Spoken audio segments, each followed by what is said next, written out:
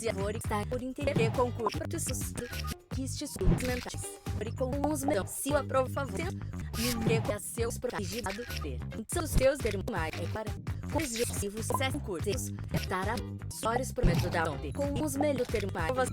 Com a letra com guerre. Provas sextos primeiras mentifas. Dos de marvos SH. Sores de news que com tudo dos que ser.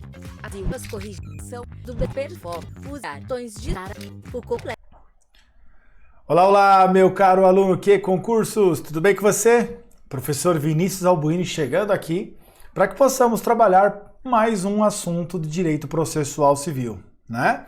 Estamos aí voltados às nossas luzes, né? Todos os nossos alvos ao concurso do TJ do Estado de São Paulo. Sim, o concurso do maior Tribunal de Justiça do país, que está com aí o concurso em andamento, né? E nós aqui do Que Concursos estamos aí fazendo um esforço danado, né, para de forma a entregar um conteúdo muito bacana, muito legal para você que está buscando se preparar aí para este concurso. Sou o professor Vinícius, dou aula de processo civil aqui no Que Concursos. E eu quero dizer com você que está me assistindo que ainda não é inscrito no canal do Que Concursos, que você o faça imediatamente, além de ativar o sininho de notificações. Somente dessa forma você fica por dentro de todas as transmissões que ocorrem aqui no canal, ao vivo e todos os dias de forma gratuita. Combinado? Também quero pedir para você curtir esse vídeo e me dar um feedback, deixe seu comentário, tá? Me diga o que você achou desta aula, deste encontro. Vamos aí aproximando esse nosso diálogo para que possamos chegar aí de forma satisfatória a todos vocês que estão acompanhando esta live e essas lives proporcionadas pelo Que Concurso, tá bom? Para o evento de hoje, meus caros, eu quero falar com vocês sobre arguição de impedimento e de suspeição do juiz. É verdade que vale a pena dizer uma coisa, tá? As hipóteses de impedimento e de suspeição que estão previstas respectivamente nos artigos 144 e 145 do Código de Processo Civil, elas, digamos, nasceram para gerar efeitos em relação ao juiz. Mas a grande verdade é que acabam se aplicando a todos aqueles que participam do processo, auxiliares da justiça e assim por diante, tá? As bancas, principalmente a VUNESP, ela costuma cobrar muito esse aspecto. Não à toa. O primeiro artigo exigido de direito processual civil no conteúdo programático para o concurso do TJ do Estado de São Paulo é o artigo 144. Sim, a banca praticamente desconsidera a redação dos artigos 1º até o 143 e acaba deixando de fora temas muito relevantes, mas eles não entram na nossa abordagem. 144 é o primeiro artigo do Código que vai ser cobrado pela banca. Aliás, vamos dar uma passadinha de olho rápida por cima de alguns dispositivos? A gente verifica algumas situações, eu te dou alguns comentários breves e introdutórios, extremamente preliminares sobre o tema. A gente tenta responder algumas perguntas e, consequentemente, para responder as perguntas, a gente vai agregando muito conhecimento para poder entender o porquê que uma determinada alternativa está correta e porquê que as outras deveriam ter sido descartadas de antemão. Bora lá comigo? Vem cá, ó. Código de Processo Civil na nossa tela, tá? Então, do capítulo 2 trata dos impedimentos e da suspeição. Beleza? Maravilha. Ele fala assim, ó. Há impedimento do juiz, sendo-lhe vedado exercer as suas funções no processo. Vedado, portanto, é o quê? É proibido exercer suas funções, tá? O juiz está proibido de exercer suas funções nesse processo. Quando que ele está proibido? Aqui, ó. Em que interveio como mandatário da parte. Oficiou como perito, funcionou como membro do MP, ou que ainda prestou o depoimento como testemunha. Eu costumo sempre dizer, queridos, que essa primeira hipótese de impedimento, ela tem muita relação do quê? Do juiz com um passado do processo. Ele tem uma relação muito intrínseca com o passado do processo. E isso, basicamente, digamos, serve para contaminar o juiz. Ele não vai poder proferir as suas funções primordiais nesse caso, tá? Ele está impedido de exercer suas funções, é vedado a ele exercer funções nesse processo. O inciso 2 também trata de uma hipótese em que o juiz tem um vínculo com o passado. É aquele em que o juiz conheceu em outro grau de jurisdição, tendo proferido decisão. Quer dizer, ele já era juiz num processo e ele eventualmente acabou sendo promovido a outro grau de jurisdição, virou desembargador, virou ministro. Naquele processo em que ele já proferiu decisões, ele não vai poder exercer uma dupla função. Ele não pode ser o juiz que vai julgar aquele recurso. Está impedido, tá? As hipóteses do inciso 3 e 4, elas acabam tratando de relações de parentesco do juiz com as partes ou do juiz com advogado, defensor público e membro do Ministério Público. Nesse caso, ele não pode desempenhar suas funções também. É importante destacar o que a lei entende como relação de parentesco capaz de contaminar o juiz. A relação de parentesco que contamina o juiz, nesse caso, é a relação que vai até o terceiro grau de parentesco. Ó, o parentesco pode ser contado por vínculo de sangue ou por vínculo de afinidade. É chamado parentesco consanguíneo ou por afinidade, tá? Esse parentesco pode ser contado em linha reta, quando eu tenho descendentes para ascendentes. Uns que, digamos, acabam nascendo de outros. É o caso de pais para filhos, de filhos para os eventuais netos dos pais e assim por diante. Esse é o parentesco em linha reta. Cada escala de parentesco conta como se fosse um grau. Então, por exemplo, a relação que eu tenho com os meus pais é a relação, atenção, de parentesco por consanguinidade, sim, eu tenho vínculo de sangue com eles, mas como eu descendo deles, o nosso parentesco é linha reta. E qual é o intervalo entre nós? 1 grau. Então o meu pai, a minha mãe, eles são meus parentes por vínculo de sangue em linha reta de 1º grau. Tá? A relação que eu tenho com o meu filho descende de mim. Portanto, ele também tem vínculo de sangue. Então, o meu filho é meu parente em linha reta por vínculo de sangue de 1º grau. Tá? Agora, qual é a relação do meu filho com o meu pai? Bem, a relação do meu filho com o meu pai também é uma relação com vínculo de sangue. Parentesco por consanguinidade. E também é em linha reta. Tá? Só que entre eles tem eu. Então, do meu pai para mim, 1 grau. Do meu pai para o meu filho, 2 graus. Meu pai é parente em linha reta do meu filho de 2º grau. Sacou? Além do parentesco em linha reta, o parentesco também pode ser contado em linha colateral, também chamado de linha transversal. Tá? É aquele em que eu vou pegar pessoas que possuem um vínculo muito grande de afeto, de parentesco, tá? Porém elas não descendem uma das outras. É o caso mais típico, por exemplo, do parentesco entre eu e meu irmão. Perceba, meu irmão não é meu ascendente, nem tampouco meu descendente, tá? Mas, professor, meu irmão é uma pessoa muito próxima. É. Então como é que eu faço para contar o parentesco entre eu e meu irmão? Bem, como nós estamos diante de alguém que não descende um do outro, esse parentesco é o chamado parentesco em linha colateral. Ele está ao lado, ele não desce de cima para baixo, tá? A relação de parentesco que eu tenho com o meu irmão, ela é uma relação transversal, colateral. É por vínculo de sangue, mas é o parentesco colateral. Para eu saber o parentesco em linha colateral, eu preciso subir até o ascendente comum mais próximo dos dois. E depois eu desço até chegar nele. Por exemplo, quem é ascendente tanto meu quanto do meu irmão ao mesmo tempo? Bem, meus pais são, concorda? Meus avós também são. Meus bisavós também são parentes dele. E meus, tudo bem? Porém, quem são os mais próximos? Nossos pais. Então como é que eu conto o parentesco entre eu e meu irmão? Ó, 1 grau para subir para meus pais, 2 graus para descer para o meu irmão.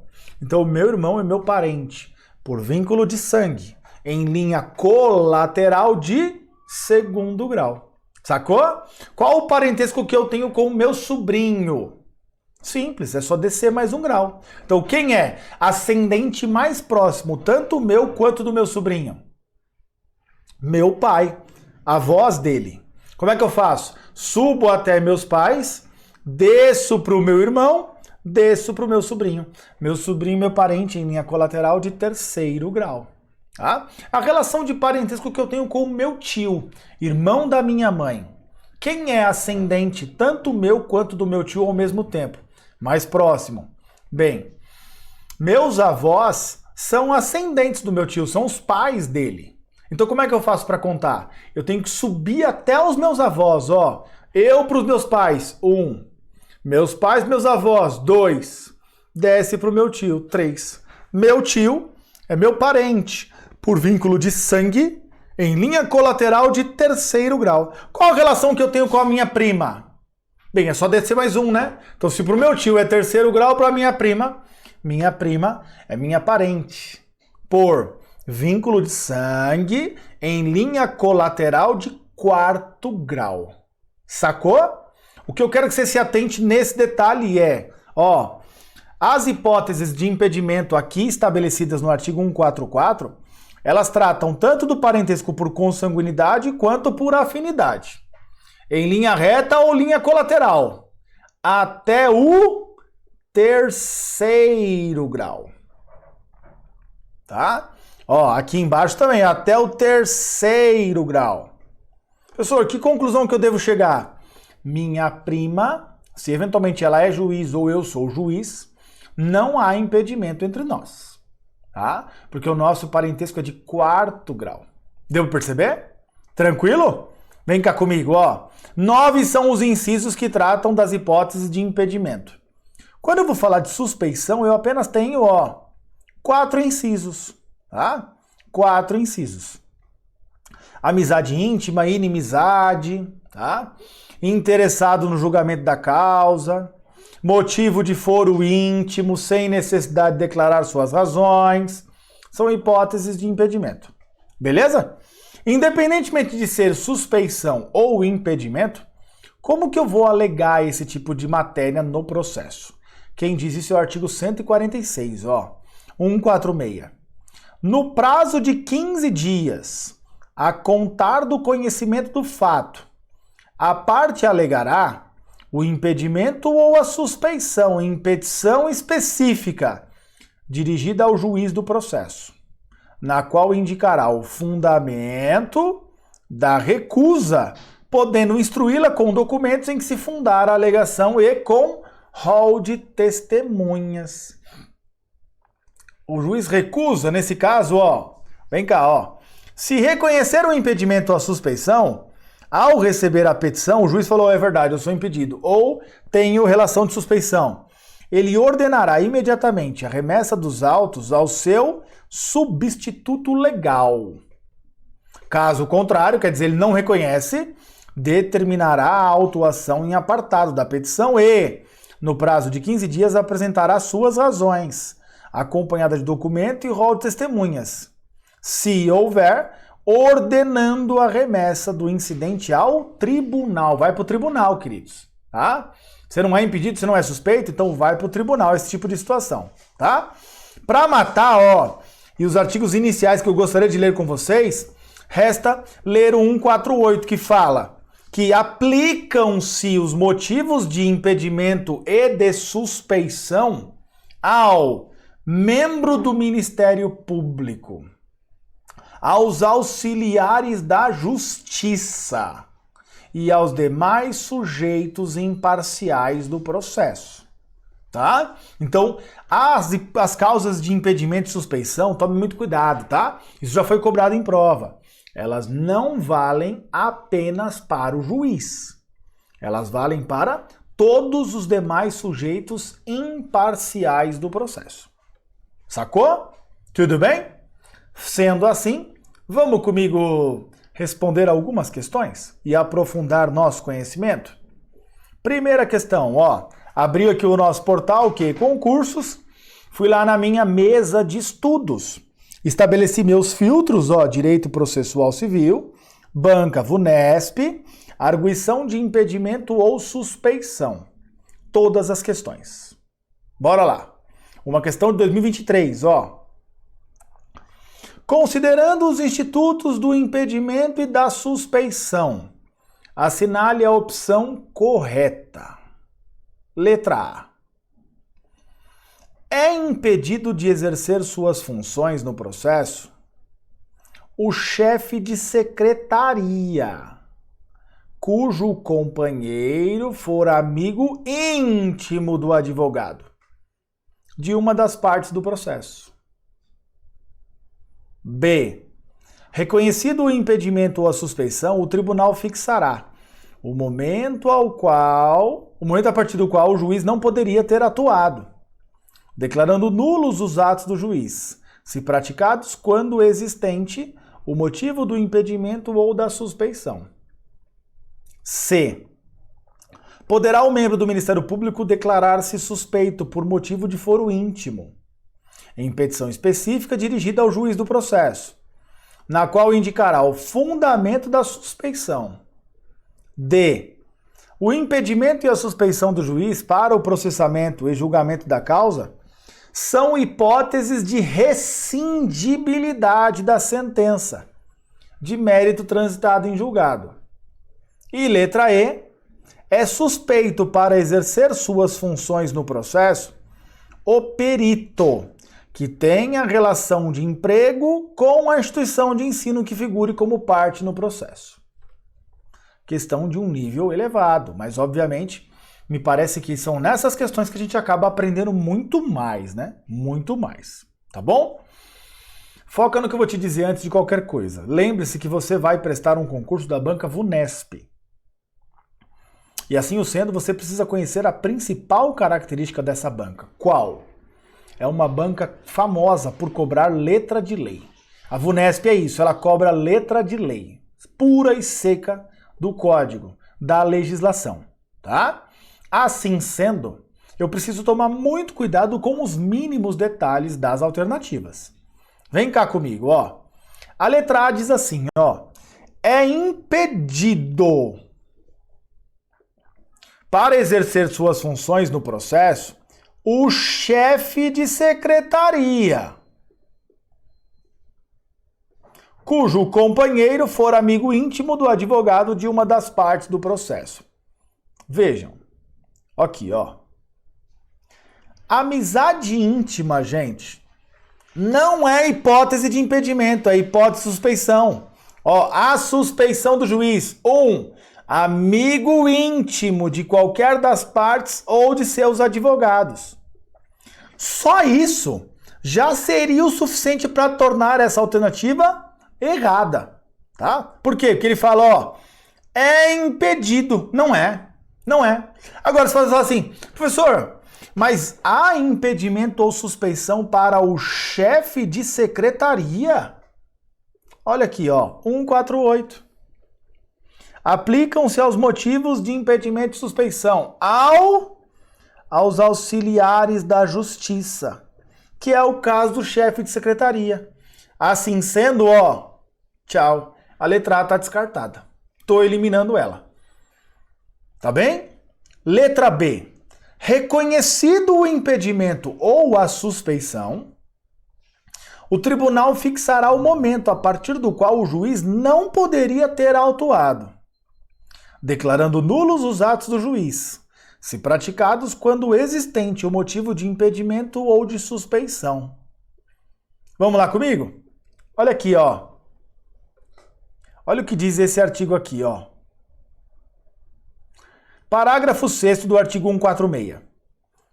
Reconhecido o impedimento ou suspeição, o tribunal fixará o momento a partir do qual o juiz não poderia ter atuado. Vírgula. Ó, praticamente daqui até aqui foi a redação desse parágrafo. Aí ele segue, ó. O tribunal decretará a nulidade dos atos do juiz, se praticados quando já existente o motivo de impedimento ou de suspeição. Declarará nulos os atos do juiz, se praticados quando existente motivo de impedimento ou de suspeição. Que tal? 146, parágrafo 6º e sétimo. Tô ficando com a B por enquanto. Vamos para C? Poderá o membro do Ministério Público declarar-se suspeito por motivo de foro íntimo em petição específica dirigida ao juiz do processo, na qual indicará o fundamento da suspeição. Opa! Ó, há impedimento do juiz. Parágrafo 1º. Poderá declarar suspeito motivo de foro íntimo. Até aqui tá maravilhoso. Sem necessidade de declarar suas razões. Então o promotor tem que declarar as razões? Não. Tchau, letra C. Tá? Tchau, letra C. Letra D. O impedimento do juiz, o impedimento de suspeição do juiz para o processamento e julgamento da causa são hipóteses de rescindibilidade da sentença de mérito transitada em julgado. O que está querendo dizer essa alternativa aqui? Vamos aprender? Ó, quando ele fala em rescindibilidade da sentença de mérito, ele está falando de ação rescisória. Artigo 966 do Código de Processo Civil. Tá? Trata-se de um instituto que prevê a impugnação autônoma de um ato judicial que já tenha sido praticado e que não caiba mais recurso, em outras palavras, que ele tenha sido alcançado pelo trânsito em julgado. Nesse caso, em algumas hipóteses, não são muitas, qualquer das partes, mesmo após esse prazo de recurso, poderá ingressar com uma ação para voltar a discutir aquele tipo de cenário. A gente chama esse tipo de ação rescisória. Tá?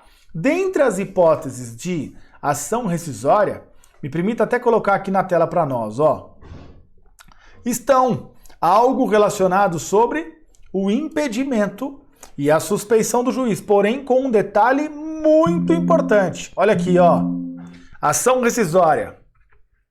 A decisão de mérito transitada julgada poderá ser rescindida quando? 2. For proferida por juiz impedido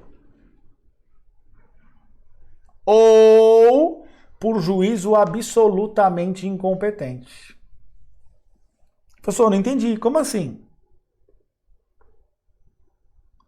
Não cabe rescisória para causos de suspeição. E o que está dizendo a letra D? Ó?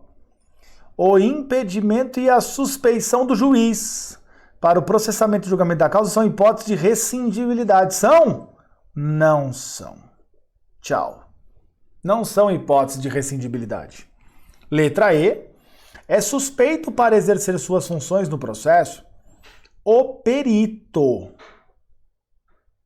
que tenha relação de emprego com a instituição de ensino que figure como parte do processo. Perito, gente. Vamos voltar lá, ó. 148. Aplica-se aos motivos de impedimento de suspeição aos auxiliares da justiça, como é o caso do perito. Tá? Porém, ali na questão está dizendo assim, ó, é suspeito. Quando que há suspeição? A suspeição ocorre quando estamos diante dos casos do artigo 145. Porém, o questionamento fala do perito ter relação de emprego. A relação de emprego, olha aqui, ó. Ela não é caso de suspeição, ela é caso de impedimento, em que figure como parte instituição de ensino com a qual tenha relação de emprego ou decorrente da relação de prestação de serviços. Professor, não acredito, sério, bem capciosa. Tchau, letra E. Resposta correta. Tá? Então aqui nós vamos de letra B de bola. Combinado? Próxima questão, vamos lá. Ó, 2023, VUNESP, olha o cargo. TJ Técnico Judiciário. Tá para você. Vem. Manuel propôs ação de reparação de danos materiais em face de Afonso. A ação foi distribuída na 5ª Vara Civil da Comarca de Montes Claros. Assim que a ação foi distribuída, Manuel, que é o autor da ação, buscou informações na internet sobre o juiz titular Francisco e descobriu que ele é, se liga, amigo íntimo de Afonso. Diante de tal situação hipotética, assinale a alternativa correta. Amigo íntimo. Letra A.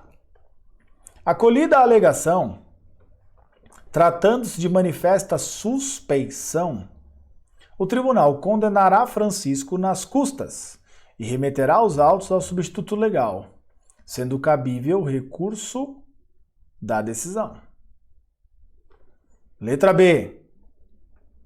Reconhecido o impedimento de Francisco, todos os atos do processo serão anulados. Letra C. Caso Francisco não reconheça do pedido de suspeição, distribuirá o incidente no tribunal. Enquanto o relator não declarar o efeito em que é recebido o incidente, não será possível o pedido de tutela de urgência. Letra D. Manuel deverá aguardar a primeira oportunidade para falar nos autos, para apresentar o pedido de suspeição de Francisco. E letra E. Manuel terá o direito de terá no prazo de 5 dias a contar do conhecimento do fato para, em petição específica, alegar o impedimento de Francisco. Bem, primeiro de tudo, eu acho que é muito importante deixar claro o seguinte. Descobriu que é amigo íntimo. Queridos, com base nesta hipótese, nesta informação, tudo, absolutamente tudo que remeta a essa situação, a uma hipótese de impedimento, está errado. Por quê? Porque a amizade íntima não é caso de impedimento, é caso de suspeição. Vem cá, ó. A suspeição do juiz 145, quando ele for amigo íntimo ou inimigo de qualquer das partes ou de seus advogados. Descobriu que ele é amigo íntimo do réu, ó. O juiz é amigo íntimo do réu. Isso é suspeição. Então olha aqui, ó. Manuel terá 5 dias a contar do conhecimento do fato para, em petição específica, alegar o impedimento. Tchau. Tá errado, não é impedimento. Não é impedimento. Tá? B. Reconhecido o impedimento de Francisco, todos os atos do processo serão anulados. Não é hipótese de impedimento. Tem que tomar cuidado com isso.